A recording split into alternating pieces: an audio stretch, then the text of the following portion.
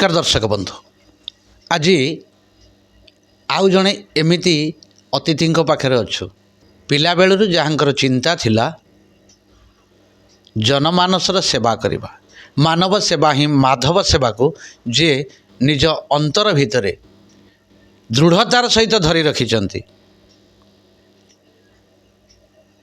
पिता श्रीजुक्त सुरेंद्रनाथ नायक जड़े उच्च पदस्थ इंजीनियर थिले माता कनकबाला नायक गृहिणी किंतु अनुप्राणित थिले जे मु मानव सेवा करी मानव सेवा को जीवन व्रत बोली ग्रहण करी से दिनर से झी आज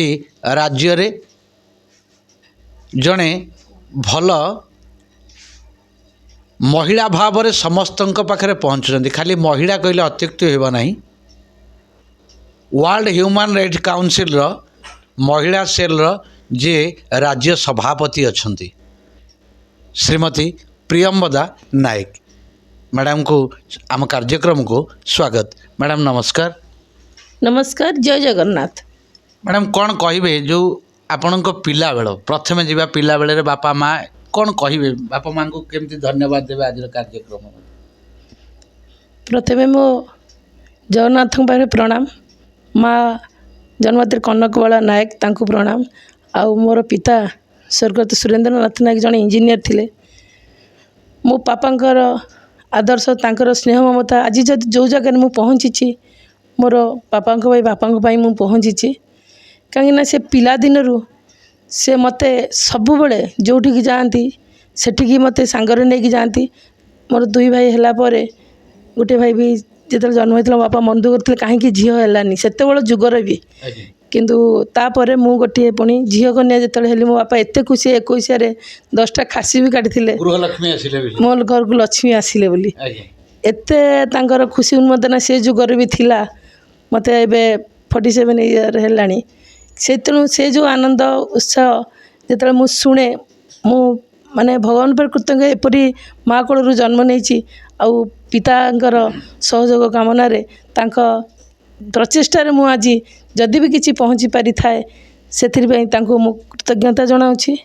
ता सहित मुझे तो मूलर कहि किंतु जितेबाला झीटीए निजर निश न था आज्ञा जो झीटे थाए तो बापा निश्चर जो सी सेमती निश्चर देखे कौन मो अमुक लोकर झील जाऊँगी किंतु जितेबाला ता बापा घर छाड़ी शाशुघर को जाए से भी झीटर निश न थाए से स्वामीर जमती निश सी से भाया थाए। बापा जदि राजा थिला से राजकन्या होता किंतु शाशुघर जो आसीगला स्वामी जद राजा सी है राणी तेणु आज भी मो स्वामी जदि सपोर्ट न था मो परिवार भगवान मत पुटे झीटे भी देते सपोर्ट न था हुए तो मुझे ये जगार इच्छा शक्ति थिले भी दबी जाता। गोटे कथा पचारि मैडम जिते गृहलक्ष्मी आज्ञा आउ जन को अंक लक्ष्मी होकर आसिले से परिस्थिति कौन था बापा सिचुएशन कौन था माँ माने से जो समयटा केमती कौन आप अनुभव करते जिते बड़े मो सेपटू एपटे पिला दिनरू मु आज्ञा +2 पढ़ुली जिते बड़े 84 रेवेन्सा पढ़ुली मु गोटे Ravenshaw student 10th pass out होती आम यूनिवर्सिटी गर्ल्स हाई स्कूल जो पढ़ुली कटक जो शिखरपुर बाप घर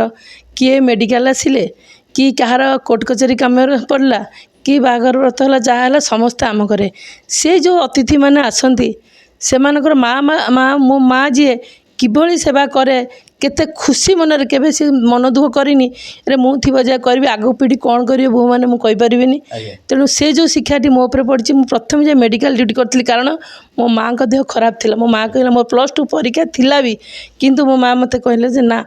तांकर दरकार अच्छी कहीं ना छोट छुआटा सेन्स ना तो जा मु गाइनिंग वार्ड को जाइली से रही राति छोट छुआटे मुझे कम बयस मत तेणु जो जाइली सेठी दुख देखे कहीं गाइनिंग वार्ड भीतर को छाड़ती ना जेन्ट्स मान को राति तेणु सी जहाँ टी असुविधा है मुझे एमती थी कहे माँ टी मुझे दौड़ दौड़ी आसे दुख देखिपारे दौड़ दौड़ी आसे पाखे खबर दिए सी कौनटा दिखती पुणी नहीं से दिए मो पेसेंट पाखे जगी थाए आज ठीक तुम आम पेसेंट को जग मुझे आऊँगी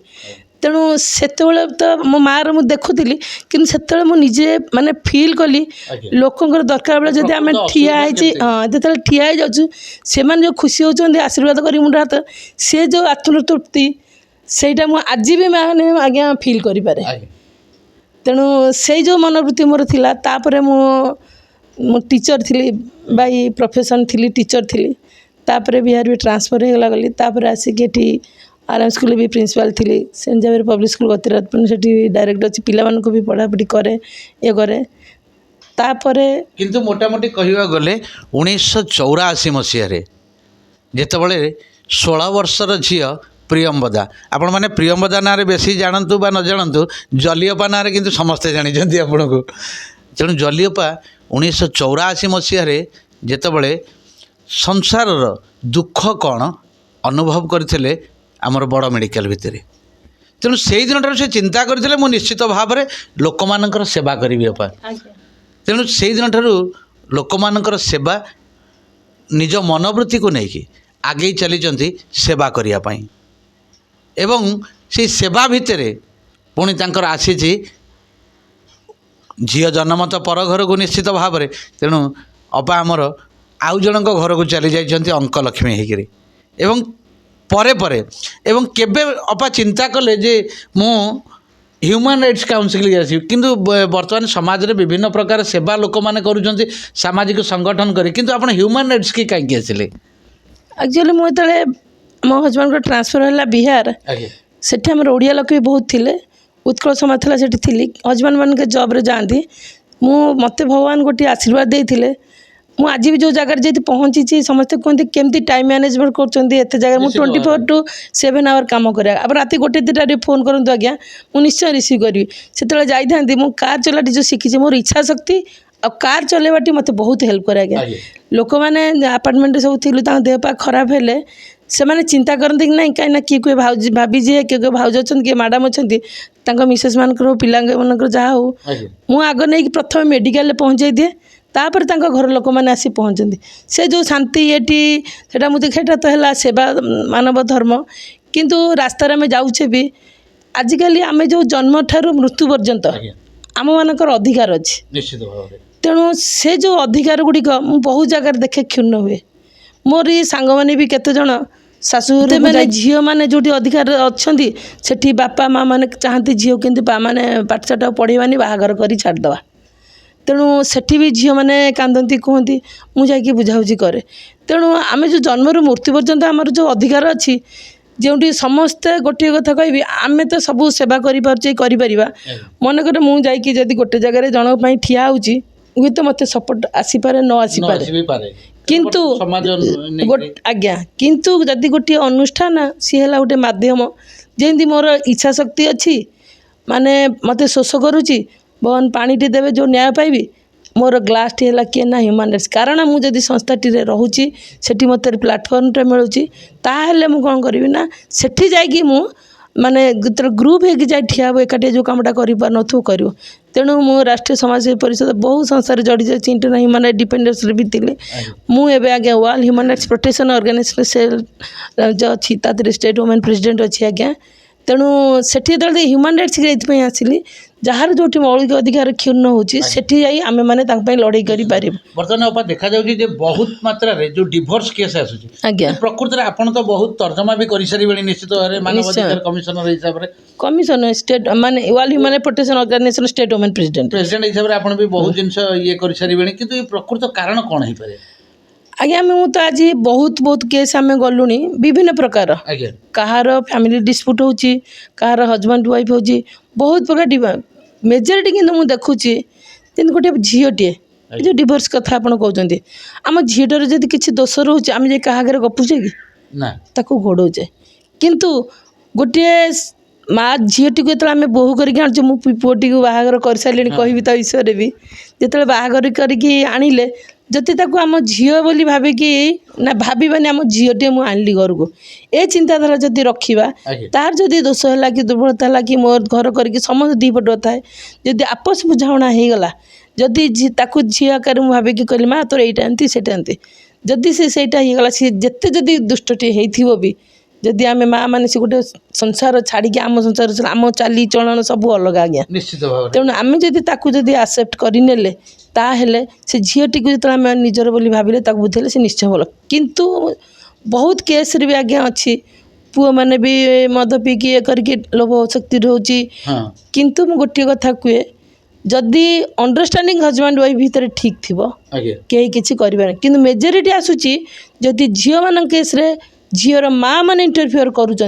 से आज्ञा मेजोरिटी केस रे डिस्टर्बांस हो हाँ जदि झील टर्चर होची कौन हो आईन अच्छी आईन नियंत्रण करूँ किंतु डाइवर्ट कर प्रथम आम शिक्षा देवा तापर जोटी देखले अन्याय है अत्याचार है सेठी निश्चय आम आईन आश्रय नवा आज्ञा किंतु मेजोरिटी जदि टिके टिके कथार से कथार अच्छी दुईता दुई कूल को हिता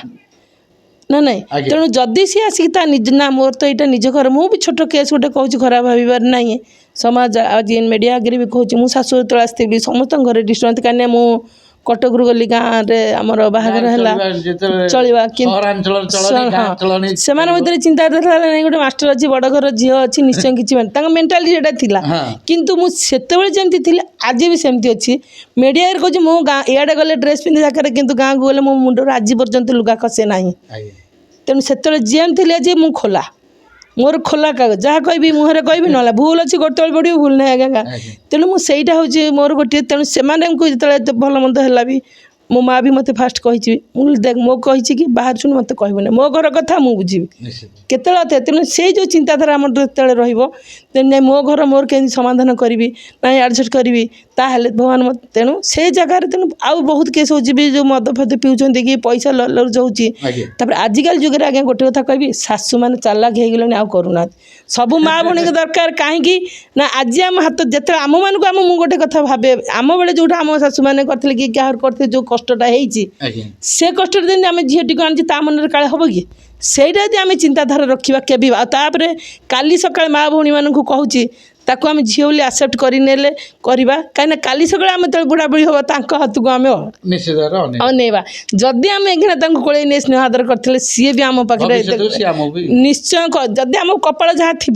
किंतु छुआटी भी जिते हम सी देख मो बापा माँ केमी कर मो जेजे जेजेमा तेणु कि मो जेजेमा जेजेबापा मो माँटा एत कम मोटामोटी कह कथा उधार सरक तीन पा हबनी आज्ञा उधार चाउल बाड़ी उपर थुआ तेणु जदि छुआटी भी जो देखो नाई मो जेजेमा जेजेबापा तो मो माँ बापा को एत भल पाउछंती तेणु मो जेजेमा बापा माँ को सी भी गाड़ी करे जदि बापा माँ जदि जदि माने शाशु शशुर बापा जेजे जेजेमा जदि छुआटे से कंपेयर कर तेणु से छुआर मझे जो आसीगला छुआर बापा माँ आउ पुअर बापा माँ एमान जदि सेटा जदि मुंडे रहिबो केबे भी कौन परिवार अशांति हम ना आज्ञा अपा से आप शिक्षकता करुले बर्तमान ह्यूमानिटीज शिक्षकता जीवन केमती थिला ये जीवन केमती गोटे कथा मुझे समस्त कहे मु स्कूल जो जाऊँगी आज्ञा सका 6टा बेले भी जाए मु घर रोषे आज पर्यंत रखेनी 6टा भितर 4टा राति उठी रोषेबास करी घरे थोईकी जाए मो शाशु ना आज स्वर्ग रही से मो पाखे तले रुहति मु रांधि बाड़ी हट केस सब पूरी डाइनिंग टेबल चा जलिया सब आज्ञा थोईकी जाए तापर पुणी आसिकी खबर अंतरिका बुझे कि तापर छुआ जो बड़ हेले घर बुझे तेणु घर को आम के नेग्लेक्ट करवा ना ना सहीटा मुझे आज्ञा करना रोषेबास करी थोईकी जाए जहाँ कर्तव्य पड़े मेडिकल हेका ड्यूटी बहुत पड़े कहीं मु गोटे कथा कहवा जदि मेडिकल राति 1-2टार भी फोन आसे गोटे चिरगुटे आज्ञा घरे रखीदे जाए यही जगह जाऊँगी सेठी गोटे सेल्फी नहीं घर छाड़दे मुझे अच्छी फेरिले तुम न फेरिले आसी ये देख अब गोटे छोट कथा पचारि जे आपण धरतु हठात किसी गोटे कार्य पड़ा फोन आसला जे अपा आपण आसतु आड़े भाईना खाई नथिबे आज्ञा एमती किसी परिस्थिति गंडगोल आसे ना मो हजबैंड को सेटा फुल सपोर्ट रही रोसे किसी आसेनी आज्ञा मु रांधि बाड़ी थोई दे गले सी गरम करके आनिकी खाती आज्ञा एबे रिसेंटली गोटे कथा कहबी बरहमपुर गोटे केस आज्ञा मेडिकल फोन आसला राति 10:20 आज्ञा मो पाखे एबे भी अच्छी से आमर जड़े आई सोशल वर्कर भाई अपा एमती मो भौणी भिणे पड़ी एक्सीडेंट होगी पीसीआर भानु मत पहुँची मु पहुँचला बेलू भोर हम आपन टिके जातु आम घर खियापिया कि रोसे सरीजे हेडू मुझे एठू बाहरी मो हजबैंड कहते मुझे मुझे एक्सीडेंट केस मैंने चेंज के ठिकना ना तुम्हें था एमरजेंसी पहले मुझे ना गणा थोई देगी जा कहीं ନା ଲୋକ ଗହଣାରେ ମୁଁ କହିବି ସେମିତି ବହୁତ କେସ୍ ଅଛି। ରାତି 1ରେ ବି ମୁଁ ଫେରିଛି କିମ୍ସ ଗୋଟେ 4 ଦିନର ଛୁଆକୁ ନେଇଯାଇଛି ମୋ ମିଡ଼ିଆରେ ବି ଆପଣ ଦେଖିବେ, ନେଇକି ଯାଇଛି ଗାଡ଼ି କରିକି। ସେ ଯେତେବେଳେ ମାନେ ଗହଣା ପାଇଁ ବି ମୋ ଚେୟାରମ୍ୟାନ୍ ବି ମୋତେ କୁହନ୍ତି ଆପଣ କ'ଣ ସେମିତି ଲୋକ ଗୋଡ଼ଉଛନ୍ତି, ଗହଣା ଗାଣ୍ଠି ପାଇଁ ବି ଲୋକ ଗୋଡ଼ଉଥିବେ। ତେଣୁ ମୁଁ ଯାଇ ପହଞ୍ଚିଲା ବେଳକୁ ତାଙ୍କ ସେନ୍ସ ନାହିଁ, ଆଖି ହେଇଯାଇଛି, ତେଣୁ ମେଡ଼ିକାଲ ଏଠି କର ସେଠି କର, ଯାଇ ସେ ହ୍ୟୁମାନ୍ ରାଇଟ୍ସରେ ଥିଲି ବୋଲି ଆଜ୍ଞା ଅଛି ବୋଲି ଯାଇକିନା ସାଙ୍ଗେ ସାଙ୍ଗେ କେସ୍ କର ଇଏ କର, ତା ଯେଉଁ ତାଙ୍କର କେସ୍ ଗୁଡ଼ାକ ହ୍ୟାଣ୍ଡେଲ୍ କରି ସିଟି ସ୍କାନ୍ କରି ଧଡ଼ା ଧଡ଼ା ଆଜ୍ଞା ହେଇଗଲା। ସିଏ ସକାଳୁ ଆସି ପହଞ୍ଚିଲେ ପୋଲିସ ପାଖକୁ ଯେତେବେଳେ ରଖିଲି ତାଙ୍କ ଜୁଏଲେରୀ ଗୁଡ଼ାକ, ମୁଁ କହିଲି ନାଇଁ ଆଜ୍ଞା ମୁଁ ଟ୍ରାନ୍ସପରେଣ୍ଟ ଆଜ୍ଞା। ମୁଁ କହିଲି ଭିଡ଼ିଓ କରନ୍ତୁ କ'ଣ କ'ଣ ନେଲି ତାଙ୍କ ହାତରୁ। ତାଙ୍କ ଲୋକ ତା ଭାଇକି ବି ଫୋନ୍ ମାରିଲି ଆପଣ ଭିଡ଼ିଓରେ ବି ଥାଆନ୍ତୁ। ସିଏ ରହିଲେ, ଏପଟୁ କଲ୍ ଗଲା ରିସିଭ୍ କରିକି ରଖିଲି, ଆଉ ଟ୍ରିଟମେଣ୍ଟ ଚାଲିଲା। ସିଏ ସକାଳୁ ଆସି ପହଞ୍ଚିଲେ, ଦେଖିଲା ପରେ ସେଠୁ କହିଲେ ତା ପରଦିନ ଆଜ୍ଞା ମୋର ଥାଏ ମୋ ଶାଶୁଘର ଗାଁରେ ମାନେ ବିଡ଼ିଓ ତହସିଲଦାରଙ୍କୁ ସବୁ କଣ୍ଟାକ୍ଟ ହେଇଥିଲା ଯାଇ ପ୍ଲାଣ୍ଟେସନ୍ କରିବୁ ବୋଲି। ମୁଁ କହିଥିଲି 9ଟା ଭିତରେ ଯାଇ ପହଞ୍ଚିବି। ସେଠୁ କ'ଣ କରିଲେ ନା ଯେତେବେଳେ ମାନେ ସେଠି ଯାଇ ପହଞ୍ଚିଲି ରାତି ସାରା ହେଲା ବେଳକୁ କାମ ହେଲା ବେଳକୁ ସକାଳ ହେଇଗଲା। ସିଏ ଆସିକି ପହଞ୍ଚିଲେ ବ୍ରହ୍ମପୁର, କହିଲେ ଅପା ଏଠି ରଖିବାନି ଅଶ୍ୱିନୀ ନେଇଯିବା। ଅଶ୍ୱିନୀ ବୋଲି ତାଙ୍କୁ ସେଠି ଆମର ଯେଉଁ ଅଛି ମାନେ କାର୍ଡ଼ରେ ସେ ଯେଉଁ ଟ୍ରିଟମେଣ୍ଟ ଏକା ହେଉଥିଲେ ତାକୁ ତାଙ୍କୁ ରିଲିଭ୍ କରିକି ଆଣିକି ପୁଣି ମୋରି ଗାଡ଼ି ଧୀରେ ନାଇକି ଅଶ୍ୱିନୀରେ ଛାଡ଼ିଲାକୁ ବାଜିଗଲା ଆଜ୍ଞା 7ଟା 15। ମୁଁ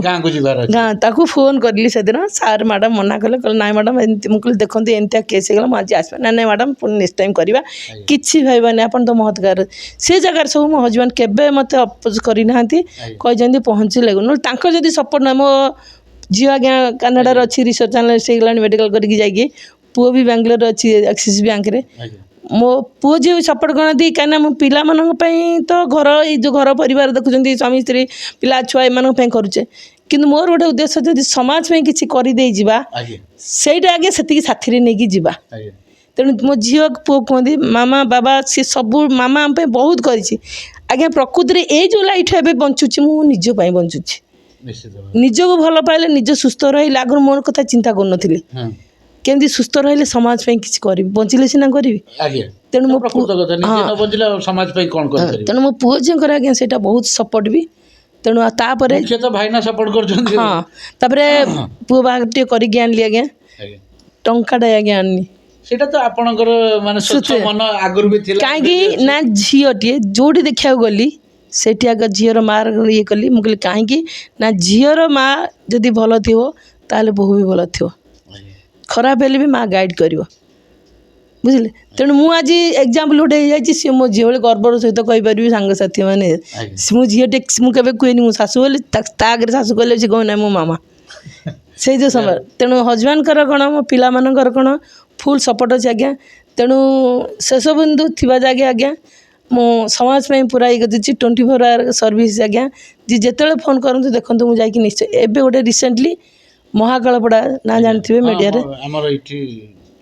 କେନ୍ଦ୍ରାପଡ଼ା, ସେଇ ହ୍ୟୁମାନ୍ ରାଇଟ୍ସ କେସ୍ରେ ମାନେ 55 ଇୟର୍ସ ହେଲା 1970ରୁ କଙ୍ଗାରୁ କୋର୍ଟ ଆଜି ବି ଅଛି ଆଜ୍ଞା। ଏକ ଘରକିଆ କରି ରଖିଥିଲେ।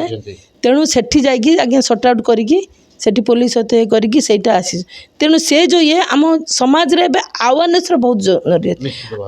ଅଛି, ବହୁତ ଜରୁରୀ। ଏଇ ଝିଅମାନେ ଆପଣ ଦେଖନ୍ତୁ ପେପର ଖୋଲିଲା ମାନେ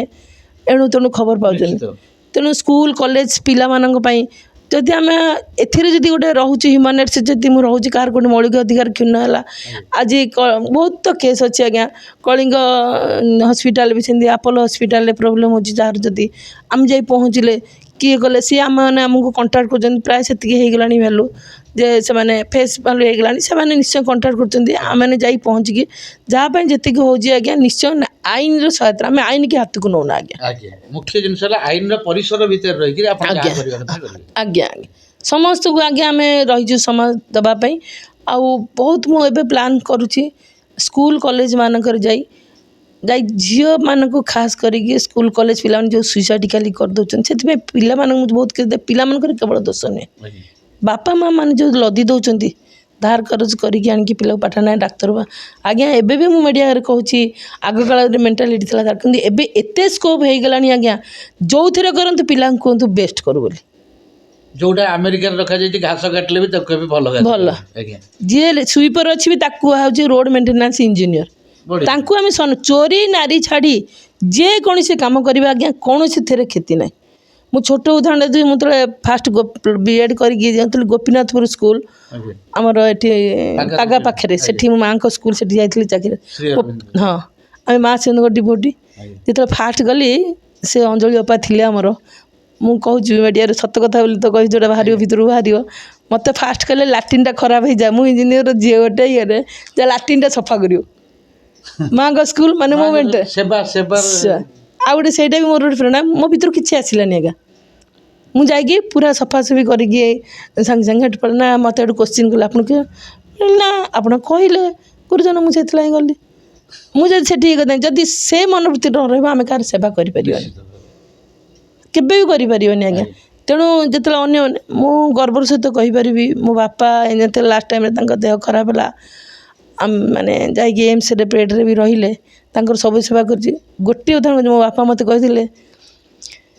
ତୁ ମୋତେ ମୁଖାଗ୍ନି ଦେବୁ ମୋର 3-3ଟା ଭାଇ ଥାଇକି ମୋତେ କାନ୍ଧରେ ନେବୁ ବହୁତ ଦୁଃଖର କଥା ମୁଖାଗ୍ନି ଆପଣ ଦେବେ କହିଥିଲେ ମାନେ ଯୋଉଟା କି ସମାଜରେ କୌଣସି ନାହିଁ ନା କିନ୍ତୁ ବିଶେଷ କରି ମୋ ଭାଇ ଭାଉଜ ହଁ ମୋ ଭାଇ ଭାଉଜଙ୍କୁ ବି ମୁଁ କହିଥିଲି ଦେଖ ତମ ଅଧିକାର ମୁଁ ଛଡ଼େଇବିନି କିନ୍ତୁ ମୋ ବାପାର ଯଦି ଇଚ୍ଛା ଥିବ ମୁଁ ସାଙ୍ଗରେ ହାତରେ ଧରିବି ମୁଁ ବି ଯାଇଛି ମୋ ବାପାର କାନ୍ଧରେ ବି ନେଇଛି ଯେତେବେଳେ ଭାଉଜ ଭାତ ହାଣ୍ଡି ଆଣିଛି ପଡ଼ି ଭାଙ୍ଗିଗଲା ମୋ ଭାଉଜ କହିଲା ତାଙ୍କର ତ ଝିଅଟି ଲୋଭ କାନ୍ଧରେ ନେଲି ପୁରୀ ସ୍ୱର୍ଗ ଦ୍ୱାରରେ ନେଲି ଭାଇ ସାଙ୍ଗରେ ବୁଲିକି ବି ଧରିକି ମୁଖାଗ୍ନି ବି ଦେଲି 10 ତୁଠକୁ ବି ଯାଇଛି ଆଜ୍ଞା ଯୋଉଟା କୌଣସି ଝିଅ କରିବା କଥା ନୁହେଁ ନା ସମାଜର ରୀତିନୀତି ବି ତାକୁ ଗ୍ରହଣ କରିବନି ନା ଆଜ୍ଞା କିନ୍ତୁ ଆପଣ କରିଛନ୍ତି କରିଛି ବାପା ବି ମୋତେ କହିଥିଲେ ତୁ ମୋର ସବୁ ଖର୍ଚ୍ଚ କରିବୁ ଭାଇମାନେ ବି ଏତେ କରିକିନା ବି ନାଇଁ ତୁ ମୋର କଲି ତାଙ୍କର ଗୋଟେ ଅଧିକାର ଥାଏ ଯେ ମୋ ଝିଅ ମଣିଷ ହେଇଛି ଯାହା ଭଲ ମନ୍ଦ ହେବ ମୋତେ ମୋ ବାପା କହନ୍ତି ଯିଏକି 50,000 40,000 50,000 ପେନସନ୍ ପାଉଥିଲେ କିନ୍ତୁ ସିଏ ତାଙ୍କର ନାହିଁ ବୋଲି କ'ଣ ମାଗନ୍ତି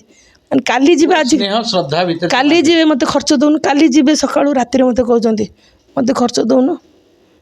ମୁଁ ବାପା ପଇସା ନା ପକେଟରେ ରହିଲେ କାଉ ଟିକେ 5-10 ଦେବା ପାଇଁ ଏଇ ଟାଇପ୍ର ତାଙ୍କର ସେଇ ଯେଉଁ ଆଶୀର୍ବାଦ ବାପା ତୁମକୁ ବେଳେବେଳେ ଲାଗେନି ମୁଁ କାହିଁକି ଝିଅକୁ ନା ତୁ କ'ଣ ମୋ ଝିଅ ତୁ ମୋ ମା ମୁଁ ତୋ ପୁଅ ଆଉ ମୋ ହଜବେଣ୍ଡକୁ କୁହନ୍ତି ସିଏ ମୋ ପୁଅ ମୁଁ ତା ବାପା କିନ୍ତୁ ତୁ ମୋ ମା ମୁଁ ତୋ ପୁଅ ମୋ ହଜବେଣ୍ଡକୁ ତାଙ୍କର ପୁଅ ବୋଲି ମାନନ୍ତି ଆଜ୍ଞା ତେଣୁ ବାପା ମାଆର ଆଶୀର୍ବାଦ ଶାଶୁଙ୍କର ବି ଲାଷ୍ଟରେ ମେଡ଼ିକାଲରେ କରିଛି ବହୁତ ଗେଲ କରିକି ଯାଇଛନ୍ତି କରିକି ଆସି ମେଡ଼ିକାଲରୁ ଆସି ଘରେ ପହଞ୍ଚି ପୁଣି ଥରେ ଚୋକ୍ ହେଇଗଲା ହସ୍ପିଟାଲରୁ ଆସିକି ତେଣୁ ସେମାନଙ୍କ ପୂର୍ବପୁରୁଷଙ୍କର ଆଶୀର୍ବାଦ ରହିଲେ ଆଜ୍ଞା ନିଶ୍ଚିତ ଭାବରେ ଆଗକୁ ଯିବା ଆଉ ଗୋଟିଏ କଥା ବି କହିବି ଯେମିତି ଆମେ ଘର ପାଇଁ ପରିବାର ପାଇଁ ଆମର ପିଲାଦିନରୁ ସେଇଟା ମୋ ମା ବାପାଠୁ ମୋ ମାଆଠୁ ଶିଖିଛି ମୋ ବାପା ବି ଶିଖନ୍ତି ମୋ ବାପା ମା ସେତେବେଳେ ମୁଁ ଦେଖେ ଦରମା ପାଇକି ବାପା ଆସିଲେ ଇଞ୍ଜିନିୟର ତା ଦେହରୁ କିଛି ପଇସା ବାହାରିକି ଅଲଗା ରଖନ୍ତି ମୁଁ କହିଲି ଏଇଟା କ'ଣ ନା ସମାଜ ପାଇଁ ଖର୍ଚ୍ଚ ହେବ ଠାକୁରଙ୍କ ପାଇଁ ସବୁ ଖର୍ଚ୍ଚ ହେବ ମୁଁ ଆଜ୍ଞା ସେଇଠିକୁ ବି ମାନିଛି ଯେତେବେଳେ ଆମର ମୋ ହଜବେଣ୍ଡ ଦରମା ମିଳେ କି ଆମର ମିଳେ ଆମର ଗୋଟେ ଅଲଗା ପର୍ସ କରିଥାଉ ତା ଦେହରେ ମୁଁ ରଖେ କିଛି ଯୋଉଟାକି ସମାଜ ପାଇଁ ଖର୍ଚ୍ଚ ହେବ ଆଜ୍ଞା ଘର ପରିବାର ସ୍ୱାସ୍ଥ୍ୟ ଭବିଷ୍ୟତ ସବୁ ହେଲା ଅଲଗା ବାଟରେ କିନ୍ତୁ ସମାଜ ପାଇଁ କିଛି କରିବା ଆଜ୍ଞା ସେତିକି ନେଇକି ଯିବା ମାନବ ଜୀବନ ନୁହେଁ କେବଳ ବର୍ଷ ମାସ ଦିନ ଦଣ୍ଡ କର୍ମେ ଯିଏ ନର କର୍ମ ଏକାତର ଜୀବନର ମାନଦଣ୍ଡ ଏଇ କଥାକୁ ଦୃଢ଼ ଭାବରେ ଧରିଛନ୍ତି ଆମ ଜଲିଅପା ନିଜ ବାପା ମାଆଙ୍କୁ ସେ କେତେ ଭଲ ପାଉଛନ୍ତି ଆଜି କଥା କହିବା ଛଳରେ ଯେ ପ୍ରକୃତରେ ଯେମିତି କଥାରେ କୁହାଯାଏ ବାପ ଥିବ ପୁଅ ସଭାରେ ହାରେନି ଆଜି ସେ ତାଙ୍କ ବାପାଙ୍କ ପାଇଁ ଗୋଟିଏ ପୁଅ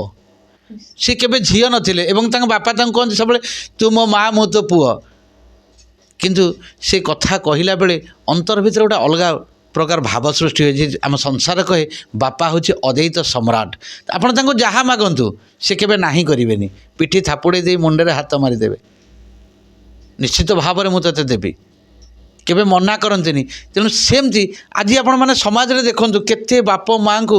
ସବୁ ବୃଦ୍ଧାଶ୍ରମ ରଖାଯାଉଛି ଅପା ଗୋଟେ କଥା ପଚାରିବି ଯେଉଁ ବାପ ମାଆଙ୍କ ପ୍ରତି ବର୍ତ୍ତମାନ ଆପଣ ଏତେ ଏକ୍ସାଇଟେଡ଼ ହେଇଯାଉଛନ୍ତି କିନ୍ତୁ ଆପଣ ଦେଖୁଛନ୍ତି ତ ବୃଦ୍ଧାଶ୍ରମ କେଉଁଭଳି ଭାବରେ ବଢ଼ି ଚାଲିଲାଣି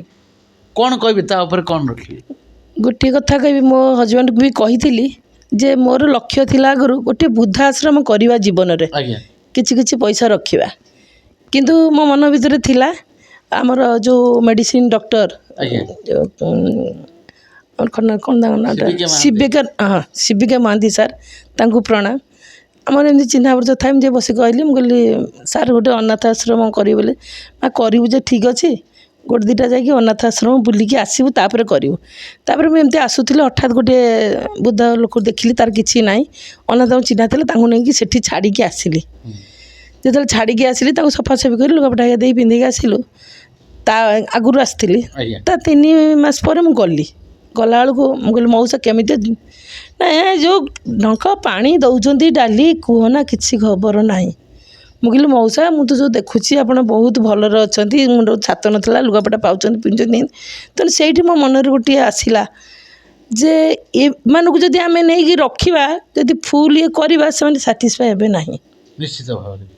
ସବୁ କରୁଥିବା ଯଦି ଟିକେ ଉଣ ହେଲା ସେ ଖରାପଟାକୁ କହିବେ, ଭଲଟାକୁ କହିବେ ନାହିଁ। ସେଇ ଦିନଠୁ ମୋ ମନଟା ଟିକେ ଦବିଥିଲା। ଆଜ୍ଞା ତାପରେ ଏ ଯେଉଁ ବୃଦ୍ଧାଶ୍ରମ ଗୁଡ଼ିକ ଯେତେବେଳେ ବଢ଼ି ଉଠିଲା, ଯଦି କାହାର କେହି ନାହାନ୍ତି ସେମାନଙ୍କୁ ଆମେ ବୃଦ୍ଧାଶ୍ରମ କରି ନେଇ ରଖିବା ଠିକ୍ ଅଛି। ଆଜ୍ଞା କିନ୍ତୁ ଯଦି ତାଙ୍କର ପିଲାମାନେ ଅଛନ୍ତି,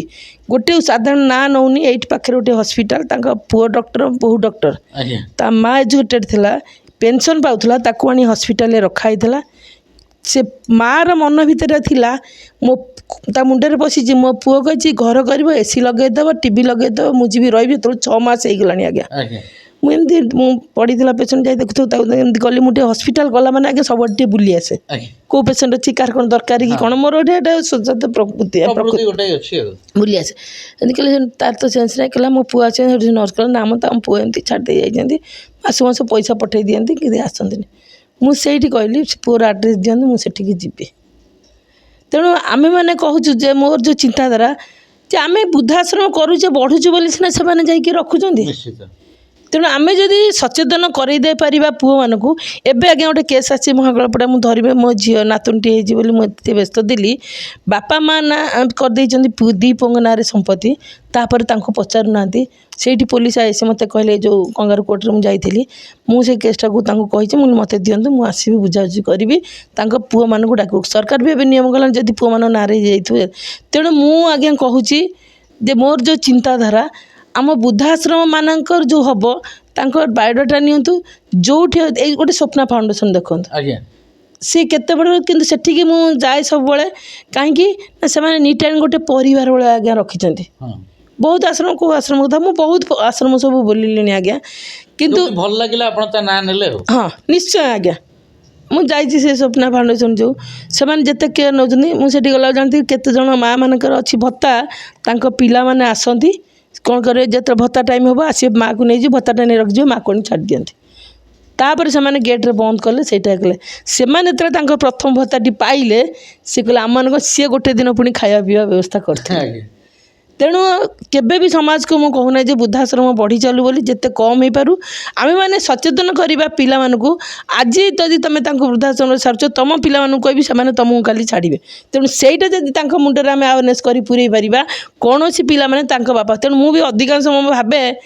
ଆଗରୁ ଥିଲା ଯୋଡ଼ାକୁ ଘୋଡ଼ା ସରି ନୁହେଁ, ଆଜ୍ଞା 2 ଟିକିଆ ପୁଅ ଗୀତ ନା। କିନ୍ତୁ ଆଜିକାଲି ଯୁଗରେ ମୁଁ ଯେତେ କେସ୍ ଦେଖୁଛି, ଭଗବାନ କାହାକୁ 2ଟାରୁ 5ଟା ଝିଅ ଦିଅନ୍ତୁ,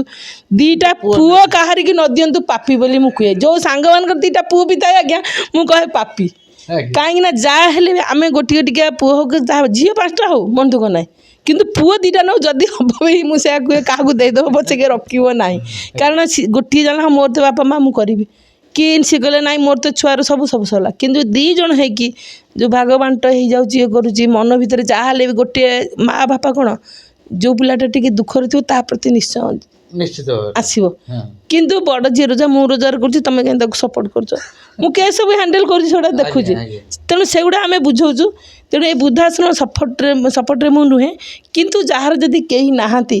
ନିରାଶ୍ରୟ, ସେମାନଙ୍କୁ ଆଣିକି ଆମେ ବୃଦ୍ଧାଶ୍ରମ ରଖି ତାଙ୍କ ସେବା ଯତ୍ନ କରିବା ଅଛି। କିନ୍ତୁ କାହାର ଯଦି ଷ୍ଟଡି କରାଯାଉ, ସେଇଟା ମୁଁ ବି ମନେ ମନେ ଭାବୁଥିଲି କହିବୁ, ଆମେ ସବୁ ବୃଦ୍ଧାଶ୍ରମ ଷ୍ଟଡି କରିବୁ। ଯାହାର ଯଦି ପିଲାମାନେ ଅଛନ୍ତି ତାଙ୍କ ନମ୍ବରରେ ଆଣି ଆମେ ସେମାନଙ୍କୁ କଣ୍ଟାକ୍ଟ କରିକି ତାଙ୍କୁ ଆୱାରନେସ୍ କରିକି ପିଲାଙ୍କୁ ନେଇ ବାପା ମାଆଙ୍କୁ ନେଇ ତୁମେ ରଖିବ କି ତୁମ ବିରୁଦ୍ଧରେ ଆମେ ଆକ୍ସନ୍ ନେବୁ। এইটা ଗୋଟେ ମୋର ଗୋଟେ ଅଛି କ୍ରାଇଟେରିଆ ଭିତରେ ଯେ ଆକୁ କରିବି ବୋଲି ଚେଷ୍ଟା ଅଛି ମୋର। ବଢ଼ିଆ ପଦକ୍ଷେପ, ଆପଣ ଏଇଟାକୁ ତୁରନ୍ତ କରନ୍ତୁ। ହଁ, ସବୁ ବୃଦ୍ଧାଶ୍ରମକୁ ଯିବୁ, ତାଙ୍କର ଡାଟା ବାୟୋଡାଟା ନେବୁ, ଡାଟା ସବୁ ଡିଟେଲ୍ ନେବୁ। ଯାହାର କେହି ନାହାନ୍ତି ରହିଛନ୍ତି ଠିକ୍ ଅଛି, ଆଉ ଯାହାର ପିଲାମାନେ ଅଛନ୍ତି, ଏଜୁକେଟେଡ଼ ଅଛନ୍ତି, ଭଲ ଅଛନ୍ତି, ସେମାନେ ଛାଡ଼ି ଦେଇଛନ୍ତି ପଚାରୁନାହାନ୍ତି, ତାଙ୍କଠୁ ନେଇକି ଆମେମାନେ ଯାଇକି ତାଙ୍କୁ ଆୱାରନେସ୍ କରେଇକି ତାଙ୍କୁ ଚେଞ୍ଜ କରିକି ତାଙ୍କ ଘରେ ଛାଡ଼ିଲେ। କାହିଁକିନା ବାପା ମା' ମାନେ ଯେଉଁ ଆଶ୍ରମ ମାନଙ୍କରେ ରହୁଛନ୍ତି, ଆମେ ଦେଖୁଛୁ ସେମାନେ ସ୍ନେହ ଥାଏ। ଆମେମାନେ ଯେ ପହଞ୍ଚିଗଲେ ଆଶ୍ରମରେ, ସେ ଯେଉଁ କୁଣ୍ଢେଇକି ଗେଲ କରି ପକାନ୍ତି, ଧୈର୍ଯ୍ୟ ରହେନି ଆଜ୍ଞା। ତେଣୁ ଆମେ ବାପା ମାଙ୍କର ଗୋଟେ ଆଶା ଥାଏ ମୋ ପୁଅଠୁ ମୋ ବୋହୂଠୁ ଟିକେ ହଁ ସ୍ନେହ ଶ୍ରଦ୍ଧା ପାଇବି ଲାଷ୍ଟ moment ସେମାନେ କ'ଣ ଦୁଇଟା ଯୁଆଡ଼ୁ ଖାଇଲେ ଆଜ୍ଞା ପେଟ ପୁରିଲା କିନ୍ତୁ ସେ ଯେଉଁ ସ୍ନେହ ଶ୍ରଦ୍ଧା ଦେହଟି ଖରାପ ହୁଏ ଇଏ କରେ ସେଠି ଏବେ ଯାଇଥିଲି ମୋ ଝିଅକୁ ନେଇକି ଏଇଠି ହସ୍ପିଟାଲ ସ୍ୱପ୍ନାସନ ହସ୍ପିଟାଲ ଗୋଟେ ପେସେଣ୍ଟ ବି ପଡ଼ିଥିଲା ମାଉସୀ ଜଣେ ଗୁଙ୍ଗା ତାଙ୍କର ସେବା କରୁଥିଲେ ମୁଁ ତାଙ୍କୁ ପଚାରିଲି ମୁଁ ଆଉ ସେ ଯେଉଁ ଥିଲେ ଗୋଡ଼ ଖରାପ ଥିଲା ସେ ମାଉସୀ ନା ସିଏ ତାଙ୍କର ଭଲ ହେଇଗଲେଣି ତେଣୁ ମୁଁ ବି ପୁଣି ଆ ଭିତରେ ବି ଯିବି ସେଥିଲାଗି ଆଶ୍ରମ ମାନଙ୍କରେ ଆମର ଯେଉଁ ଜନ୍ମଦିନ ହୁଏ ମୋ ଝିଅ ଜନ୍ମଦିନ ଅକ୍ଟୋବର 1ରେ ମୋ ହଜବେଣ୍ଡର ବାର୍ଥଡେ ଅକ୍ଟୋବର 1 ମୁଁ 2 ଦିନ ସେଠି କୁହେ ମୁଁ ନାହିଁ ଏଣେ ତେଣେ ଆମେ ନ କରିକି ସେଇମାନଙ୍କୁ ଖାଇବାକୁ ସେମାନଙ୍କ ପାଖରେ ଯାଇକି ଆମେମାନେ ଯଦି ପହଞ୍ଚିପାରିବା ତାଙ୍କ ମେଳରେ ଯଦି କେକ୍ କାଟିଲେ କଲେ ସେମାନେ ନିଶ୍ଚୟ ଖୁସି ହେବ ମୋ ଝିଅ କାନାଡ଼ାରେ ଅଛି ଆଜ୍ଞା ଆଦ୍ର ଯେଉଁ ବହୁତ ଜାଗାକୁ ଯାଏ ସେଇଠି ଯାଇକି କେକ୍ କାଟିକି ସେଇଠୁ ଭିଡ଼ିଓ କଲ୍ କରେ ସେମାନେ ବି ଗୀତ ଗାଆନ୍ତି ମୋ ଛୁଆଙ୍କର ମୁଁ ସେଇଠି ସେଲିବ୍ରେଟ୍ କରୁଛି ଏଣେ ଆଜ୍ଞା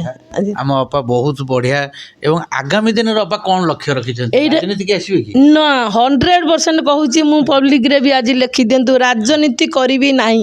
କାରଣ ମୁଁ ଯଦି ରାଜନୀତି କରିବି ଗୋଟିଏ ଦେଖନ୍ତୁ ମୁଁ ନା କେଉଁଦିନ ବିଜେଡ଼ିରେ ଗାମୁଛା ପକାଏ ନା ପଦ୍ମରେ ଗାମୁଛା ପକେଇଛି ନା କଂଗ୍ରେସ କିନ୍ତୁ ସମସ୍ତଙ୍କ ସହିତ ମୋର ଭଲ ରିଲେସନ୍ ଆଜ୍ଞା ନାଇଁ ବର୍ତ୍ତମାନ ତ କୁହାଯାଉଛି ଭଲ ବ୍ୟବସାୟ ରାଜନୀତି ନା କେବେ ବି ନୁହେଁ ମାନେ ଭାବିବା ଚିନ୍ତାଧାରା ସେଇଟା ଯଦି ଆମେ ରାଜନୀତି କରିବା ଆମେ କାହାକୁ ନ୍ୟାୟ ଦେଇପାରିବା ନାହିଁ ଲୋକ ଆମ ଉପରେ ବି ରାଗିବେ ତେଣୁ ସମାଜ ସେବା କରିଲେ ଆମେ ସବୁଠି ରହିବୁ ସବୁଠି ସମ୍ମାନ ପାଇବୁ ଆଉ ସମସ୍ତଙ୍କୁ ସ୍ନେହଦାର ସମସ୍ତେ ଆଜି ପାର୍ଟି ଅଛି ବୋଲି ଗୋଟେ ପାଇଯିବ ତାପରେ ସିଏ ଗଲେ ତୁମେ ଯାଇ କେଉଁଠି କାମ କରିବ ଘରେ ରହିବ ତେଣୁ ମୋର ଯେଉଁ ଲକ୍ଷ୍ୟ ଅଛି ଶୁଣନ୍ତୁ ରୋଜଗାର କରିବି ରାଜନୀତି କ'ଣ ପାଇଁ ଗୋଟିଏ କଥା ଯାହାର ଫ୍ୟାମିଲି ବ୍ୟାକଗ୍ରାଉଣ୍ଡ ଥିବ କି ପିଲାମାନେ ଇଣ୍ଟରେଷ୍ଟ ସେଠି ରାଜନୀତି କଲେ ଟିକେ କି ମୋର ଯେତିକି ଭଗବାନ ଦେଇସାରିଲେଣି ଘର ପରିବାର ଯେତିକି ହେଇଛି ଆମର ଆଜ୍ଞା ହ୍ୱାଇଟ୍ ମନି ପୁରା କମ୍ପାନୀ ଚାକିରି ଆପଣ ତ ଚାକିରି ସର୍ଭିସ କମ୍ପାନୀ ଚାକିରି ଆମର ହ୍ୱାଇଟ୍ ମନି ତେଣୁ ଆମର ଏଗୁଡ଼ା ଘର ଫର ହେଇଗଲା ଝିଅ ମୋର କାନାଡ଼ାରେ ଏଷ୍ଟାବ୍ଲିଶ ହେଇଗଲାଣି ବାହାର ହେଇନି ହେବ ପୁଅ ବି ତାର ହେଇଗଲା ବେଶୀ ଝିଅ କଥା କହୁଛନ୍ତି ପୁଅଙ୍କ କଥା ଟିକେ କମ୍ କହୁଛନ୍ତି ଆପଣ ବେଶୀ ଝିଅ ଭଲ ପାଆନ୍ତି ବହୁତ ଭଲ ପାଏ ଆଜ୍ଞା ନାଇଁ ମୋ ପୁଅ ମାନେ ଯେଉଁ ଯାହାକୁ ଆଣିଛି ମୋ ଘରକୁ ପୁଅ ସାଙ୍ଗରେ ନା ସେ ମୋ ବୋହୂ ନୁହେଁ ମୋ ଝିଅ ମୋ ସମସ୍ତେ ଜାଣିଛନ୍ତି ମୋ ଝିଅ ବୋଲି କେବେ ବି ପବ୍ଲିକରେ କୁହେନିବ ତମର ଗୋଟେ ଝିଅ ମୋର ଆଉ ଗୋଟେ ଇଏ କୁନି ଝିଅ ହେଲା ପୁଅକୁ ବି ବହୁତ ଭଲ ପାଇବିନି କିନ୍ତୁ ପୁଅ ବହୁତ ଭଲ ପାଏ ବହୁତ ଲୟାଲ ସିଏ ଆସିଲେ ବି ଛୁଟିରେ ବସିବ ମାନେ ମୁଁ ଏଠି ଗୋଡ଼ ଫୋଡ଼ ନେଇପାରେନି ଗରମ ପାଣି କରିବ ପକେଇବ ତେଣୁ ଆମ ରକ୍ତର ଯେଉଁ ଇଏ ଅଛି କୁଆଡ଼େ ଯିବ ନିଶ୍ଚିତ ଭାବରେ ମୋ ଶାଶୁ ମେଡ଼ିକାଲ ମୋ ବାପାଙ୍କର ବି ଦେହ ଖରାପ ଥିଲା ସିଏ ଆସିକି ରହିକିନା ବି ଘୁମ ତ ଆଜ୍ଞା ସବୁ କରେ ସେ ମୋ ପୁଅର ବି ସେ ଘୃଣା ଭାବ ନାହିଁ ଝିଅକୁ ଭଲ ପାଏ ପୁଅ ବି ବହୁତ ଭଲ କାହିଁକିନା ସେ ବହୁତ କେୟାରିଂ ଆଉ ମୋ ଯେଉଁ ବହୁତ ବୋଲି କହିକି ଝିଅଟିକି ଯେଉଁ ଆଣିଛି ମୁଁ ଆଜି ଗଲି କାମରେ ତୁ ଏଠି ଜଗିକି ବସିଥିବୁ କୁଆଡ଼େ ଯିବୁନି ତାର କ'ଣ ଦରକାର ହେବ ସିଏ ବି କହେ ମାମା ଯେତେବେଳେ ବାଙ୍ଗଲୋର ବି ବୋଉ ସାଙ୍ଗେ ଯାଇ ପୁଅ ସାଙ୍ଗରେ ଥିଲା କହିବ ମାମା ମୋତେ ବାସନ ମଜେଇ ଦିଅନ୍ତି ସବୁ କାମ କରିଦିଅନ୍ତି କାହିଁକିନା ଯେଉଁଟା ଥାଏ ଗୋଟେ ଯେ ମୋ ସ୍ୱାମୀ ମୋତେ କରିଦିଏ ଏଠି ତ କ'ଣ ଆମେ ସମସ୍ତେ ସାରା ପରିବାର ସବୁ ରହିଲୁ କିନ୍ତୁ ସିଏ ତେଣୁ ସିଏ ତାକୁ ସେ ସଂସ୍କାରଟା ଆମେ ଯଦି ପୁଅକୁ ଦେବୁ କ'ଣ ଭୁଲ କଲେ ଆମେ ମୁଁ ପୁଅକୁ ଗାଳି ଦେବି ତାହେଲେ ସିଏ ଝିଅ କାହିଁକି ଆମକୁ ଖରାପ ହୁଏ ତେଣୁ ପୁଅ ବି ବହୁତ ଭଲ ଆଜ୍ଞା କାହିଁକି ମିଛ କହିବି ପୁଅ ଭଲ ନହେଲେ ବୋଉ କେଉଁଠୁ ଭଲ ହେବ ତେଣୁ କଥାରେ ଅଛି ବରମେକ ଗୁଣିପୁତ୍ର ନଚ ମୂର୍ଖ ଶତାନ୍ୟପି ଏକଶ୍ଚନ୍ଦ୍ର ସ୍ତମ ହନ୍ତି ନଚ ତାରାଗଣ ପିଛ ଆମେ ଜାଣିଛେ 100 ପୁଅ ଦରକାର ନାହିଁ ଗୋଟିଏ ଭଲ ପୁଅ ଦରକାର କିନ୍ତୁ ଅପାଙ୍କ କ୍ଷେତ୍ରରେ ଆମେ ଦେଖୁଛୁ ଆମର 100 ସଂସାରରେ କିଛି ପୁଅ ହିଁ ଦରକାର ନାହିଁ ଗୋଟିଏ ଅପାଙ୍କ ଭଳିଆ ଝିଅଟିଏ ଦରକାର ଯିଏକି ସାରା ସଂସାରକୁ ଭଲ ପାଇବ ସମସ୍ତଙ୍କୁ ଭଲ ପାଇବ ସମାଜ ପାଇଁ କିଛି କରିବ ଏବଂ ଆଗାମୀ ଦିନରେ ସମାଜର ପ୍ରତ୍ୟେକଟି ଲୋକମାନଙ୍କର କେମିତି ଉପକାର ହେବ ସେ ପ୍ରତି ଚିନ୍ତା କରେ ଅପା ଶେଷରେ ସମାଜକୁ କ'ଣ ବାର୍ତ୍ତା ରଖିବେ ସମାଜ ପାଇଁ ଏତିକି ମୁଁ ଯୁଆଡ଼େ ଯାଏ ସମସ୍ତେ କୁହନ୍ତି ଆପଣ ନିଜକୁ ଝିଅ ବୋଲି ଭାବନ୍ତି ମୋତେ କୋଶ୍ଚିନ୍ କରନ୍ତି ଯଦି କ'ଣ କଥା ପଡ଼ିଲା କିନ୍ତୁ ଆମର ଯେଉଁ କର୍ମ ଗୁଡ଼ିକ ଆମେ ଯଦି ଝିଅ ହେଇକି ଭାବିକି ଘର ଭିତରେ ରହିଯିବୁ ବାହାରକୁ ଯାଇପାରିବୁନି କିନ୍ତୁ ନାରୀ ଗୋଟିଏ ଯଦି ସଚେତନ ହେଇଯିବ ତା ଘର ଠିକ୍ କରି ତା ପଡ଼ିଶା ଠିକ୍ କରିକି ପରିବେଶ ଠିକ୍ କରିକି ଦେଶକୁ ନିଶ୍ଚୟ ଠିକ୍ କରିପାରିବ ଆଗକୁ ନେବ ତେଣୁ ନାରୀ ସଶକ୍ତିକରଣ ନାରୀମାନଙ୍କୁ ସଂସ୍କାର ମାନେ ଶିକ୍ଷାଗତ କରି ବାହାର ଦୁନିଆ ଚାକଚକ୍ୟ ଯେତେବେଳେ ଦେଖିବ ଆଉ ସବୁବେଳେ ଯଦି ନିଜ ଲାଇନ୍ ଭିତରେ ଥିବ ତାହେଲେ ସେ ନିଶ୍ଚୟ ଦିନେ ଏକ୍ଜାମ୍ପଲ୍ ହେଇଯିବ ମୁଁ ସବୁବେଳେ ସେଇ କଥାଟି କୁହେ ଯେତେବେଳେ ସମସ୍ତେ କୁହନ୍ତି ଯେ ପୁଅ କ'ଣ ଝିଅ ମୁଁ କେବେ ନିଜକୁ ମୁଁ ସତ କଥା ମୁଁ ନାରୀ ବୋଲି କି ଇଏ ବୋଲି ଭାବେନି କି ମୁଁ କେଉଁ କାମ କରିପାରିବିନି ବୋଲି ମୋ ଜୀବନରେ ମୁଁ କେବେ ବି ଭାବେନି କେବେ ବି ଜୀବନ ବାପାଙ୍କର ଗିଫ୍ଟେଡ୍ ଏଇଟା ମୋ ବାପାଙ୍କର ଗିଫ୍ଟେଡ୍ ନାରୀ ଯଦି ଚାହିଁବ ଆଜ୍ଞା ସବୁ କିଛି କରିପାରିବ କାହିଁକିନା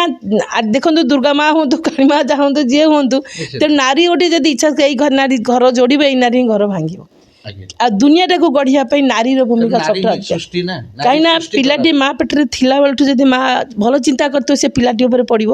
ସିଏ କେବେ କୁସଙ୍ଗରେ ଯିବନି। ଯଦି ଗଲା ତ ବିବେକ ବାଧ୍ୟ ଦେବ, ପୁଣି ଫେରିଆସିବ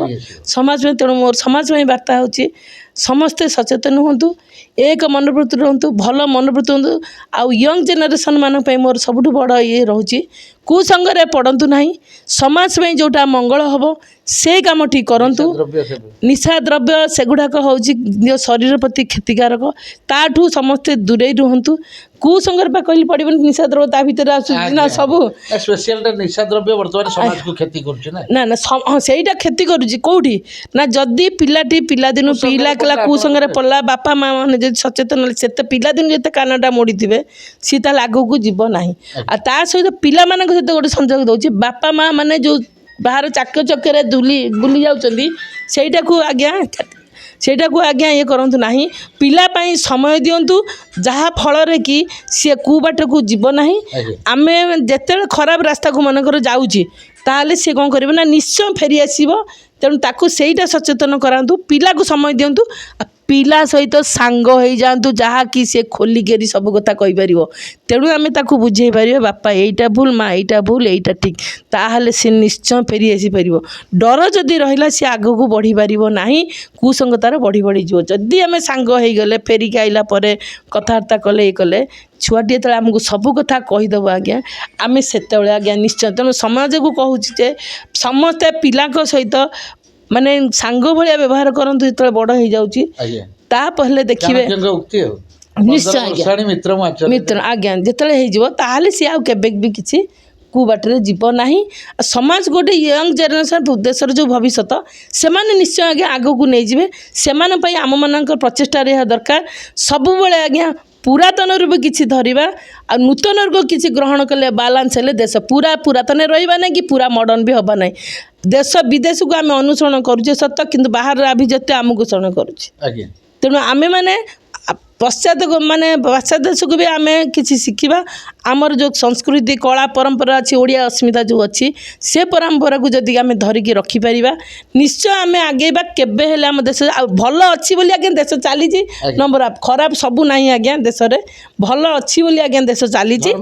ଧର୍ମ ଅଛି। ଆମ ଜଗନ୍ନାଥ ଧାମ ଦେଶ ଜଗନ୍ନାଥ ଗଢ଼ି ରଖିଛନ୍ତି, ଆମ କଟକ ସହିତ କଟକ ଚଣ୍ଡୀମା ଗଢ଼ି ରଖିଛନ୍ତି। ତେଣୁ ନିଶ୍ଚୟ ଏଇ ବାର୍ତ୍ତାଟି ମୋର ହେବ, ସମସ୍ତେ ଭଲ ମନ୍ତ୍ରୀ ଦିଅନ୍ତୁ। ଆଉ ଦେବାର ଯେଉଁ ଆନନ୍ଦ ଥାଏ ନେବାର ନଥାଏ। ତେଣୁ ଆମେମାନେ ସବୁବେଳେ ଦେବା ପାଇଁ ଚେଷ୍ଟା କରିବା, କାରଣ ଗୋଟେ ଜାଗା ଖାଲା ହେଲେ ଗୋଟେ ଜାଗା ନିଶ୍ଚୟ ଉଚ୍ଚା ହେବ। ତେଣୁ ଆମେ ଯଦି ଦେବାର ମନୋବୃତ୍ତି ରଖିବା ସବୁବେଳେ, ସେ ଯେଉଁ ଆତ୍ମତୃପ୍ତି କୋଉଠୁ କାହାଠୁ ମାରି ଖାଇକି ବଡ଼ ଲୋକ ହେଇଯିବା ସେଇଟା ତେଣୁ ଯାହା କପାଳରେ ଥିବ ସେତିକି ଭୋଗିବା, ଆଉ ସବୁ ଏଇଠି ଛାଡ଼ି ଦେଇଯିବା। ତେଣୁ ଆମେ କାହିଁକି ଅନ୍ୟ ଉପରେ ଅର୍ଥ ଅବଦାନ କରି ଏଇଠି ଛାଡ଼ିକି ପାପ ମୁଣ୍ଡେଇକି ନେଇକି ଯିବା। ତେଣୁ ଯେତିକି ଭଗବାନ ଦେଉଛନ୍ତି ତା ଦେହରୁ ଆମେ ଘର ପରିବାର ପାଇଁ ସମାଜ ପାଇଁ କିଛି କରିକି ଯିବା, ସେତିକି ମୋର ସମସ୍ତଙ୍କ ପାଖେ ଆଜ୍ଞା ପ୍ରାର୍ଥନା। ଧନ୍ୟବାଦ ଅପା। ସମସ୍ତେ କହନ୍ତି ଯେ ମଣିଷ କିଛି ଆଣିନି, ଅର୍ଥାତ୍ ଲଙ୍ଗଳା ହେଇକିରି ଆସିଛି, ଲଙ୍ଗଳା ହେଇକିରି ଯିବ। ଏହା ସମ୍ପୂର୍ଣ୍ଣ ଭାବରେ ଅପାଙ୍କ ପାଖରେ ମିଥ୍ୟା ବୋଲି ପ୍ରମାଣିତ ହେଲା। କାହିଁକିନା ଅପାଙ୍କର କହିବା ଉଦ୍ଦେଶ୍ୟ ନୁହଁ, ସାରା ସଂସାରରେ ବି ସମସ୍ତେ ଜାଣିଛନ୍ତି ମଣିଷ ଜନ୍ମ ହେଲା ବେଳେ ଭାଗ୍ୟ ନେଇକିରି ଆସିଥାଏ, ଗଲାବେଳେ କର୍ମ ନେଇକିରି ଯାଏ। ତେଣୁ କର୍ମଣ୍ୟଂ ବାଧିକାରେସ୍ତୁ ମାଂ ଫଲେଷୁ କଦାଚନ। ଆଜିର ବାର୍ତ୍ତାକୁ ଏଇଠି ରଖିବା। ପ୍ରଭୁ ଜଗତର ନାଥ ଜଗନ୍ନାଥ, ମା କଟକଚଣ୍ଡୀ ଆମ